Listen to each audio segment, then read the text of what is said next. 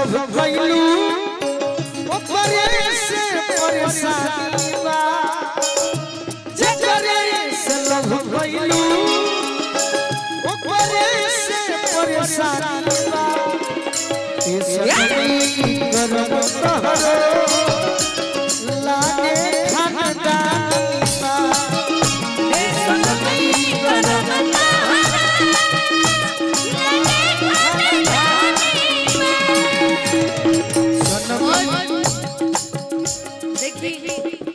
हमने के चलत रहे गोलू संग में गाना गानी और हमारी जिम्मेदारी रहे लगे जौन भी गोलू भैया बोले। हां जी हमने के उनकरा के जवाब देहल जाओ ई मंच के माध्यम से सही।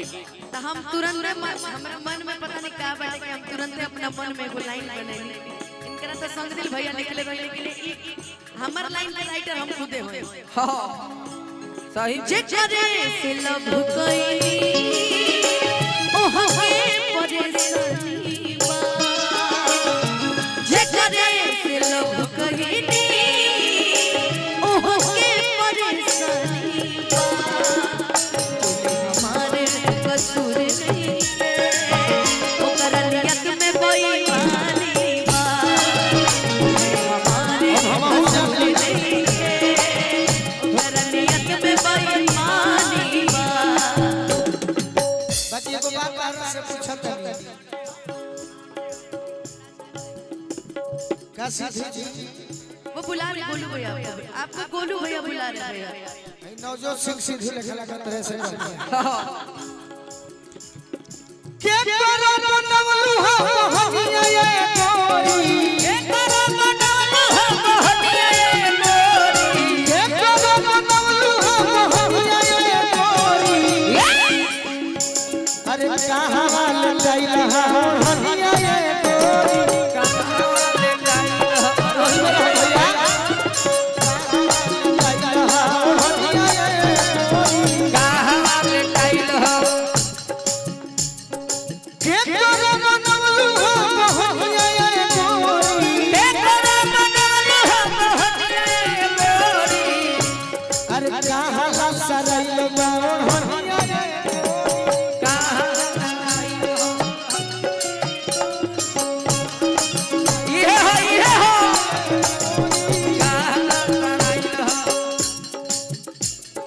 कितनी मोहब्बत है मेरे दिल में कैसे बताऊं उसे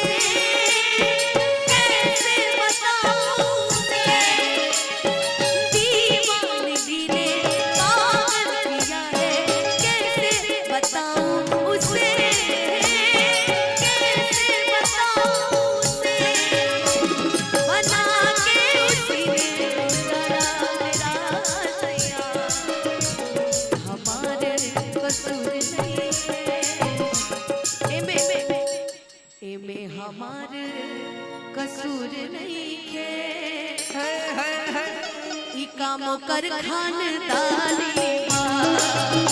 ये हमारे कसूर नहीं है ओकर नियत में बेईमानी बा।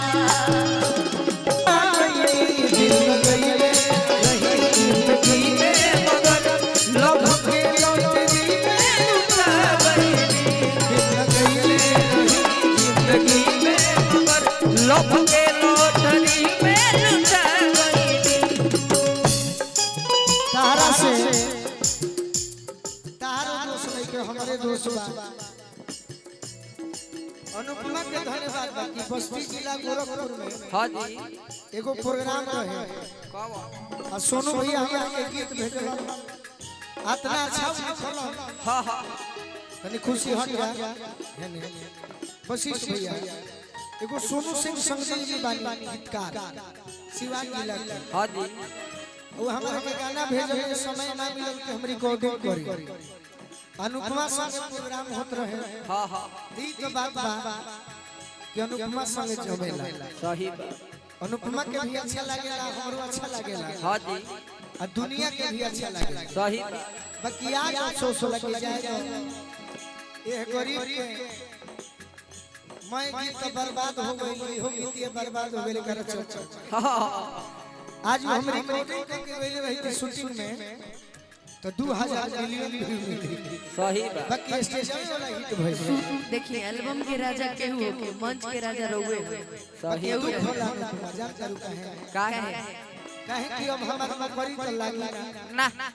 अब बसिस भैया से कोई कि भैया कहीं लगवा दी तो लगवा दी। हाँ राजू चाचा से कहो कि ठेकेदारी का बने मुंशियो रख ली आ गरीब में बानी तो का करो बाकी अनुपमा के धन्यवाद हो कि गाना के चलते प्रचलित हो गो। हाँ जी मार तो सुर नहीं खे ओकर नियम सब सुर नहीं खे ओकर कोई मानी मार तो सुर नहीं खे ओकर कोई मानी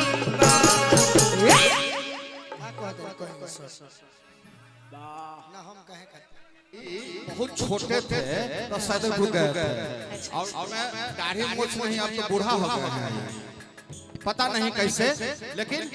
अरे दिन भर चाहे जहाँ रहियो हमारे पिया दिन भर चाहे जहाँ रहियो क्या बात है बाबा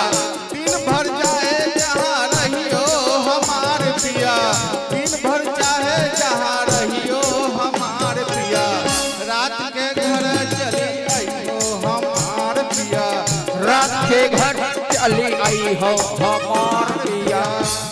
हमारे गोलू भैया एक लाइन हमको बताया आपको सुन के गा रहे हैं। नथुन के होला होला गोले हमार पिया नथुन के होला गोले भगोल पिया नथुन के होला गोले भगोल पिया। अच्छा भैया बहुत सुंदर लयदार है बाकी गोलू भैया पूर्ण नहीं कर भैया अरे फौर में है गोलू भैया फौर में है वही तनी हेने आई भैया हाँ गोलू भैया ई बूढ़ नहीं के भइल ई बूढ़ नहीं के भइल जब से ई गाना गइले बड़न तब से ही बेस भइले बड़े जन तनी कौन गाना कि दिल नु बनावल कि दिल जे बनावल उ पगले नु होई तब से इन्होंने अपना जो रूप रंग है ना उसको बदल लिया एकदम शालीनता वाला रूप रंग ना पागल ये हमारे बाबूजी की इच्छा रहा। एक बार की कहानी भजन करूं जब पहले बार वो गाना के शूटिंग होत रहे ना हाँ जी तो मेकअप कइल लोगन में पलक लोग टीका कर लिपस्टिक बड़ी को हम मरले दूध कोली हनी उहे बात कि हमारे बाबूजी की इच्छा रहे। हाँ हाँ ओकर बाद जब पहने लगे एगो पहचान हो गइल कि ना जिन सब समझ पे लगे धोती कुर्ता में निमन लगे रहुआ एगो तरह का नया गाना सुनाई का सुनाइए रुक जा दिन भर चाहे जहाँ रहियो हमार पिया दिन भर चाहे जहाँ रहियो हमार पिया दिन भर चाहे जहाँ रहियो हमार पिया दिन भर चाहे जहाँ रहियो हमार पिया रात के घरा चली हमार पिया रात के घरा चली गई हो हमार एगो लोग भैया अनुपमा आवत करे के नया एगो गाना सुनाओ हेलो कितना